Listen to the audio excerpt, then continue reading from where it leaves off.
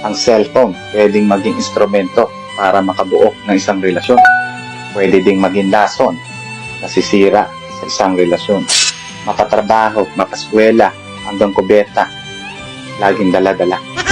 Hindi porket ayaw ibigay ang telepono sa'yo, may tinatago na. Baka naman hindi pa siya handa o komportable na ibahagi sa'yo yung mga importanteng pribadong impormasyon tungkol sa kanya.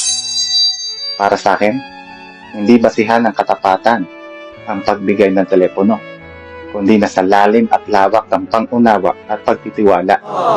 Nagkakaroon lang naman ng problema pag oras na nakaramdam ng panghihinala.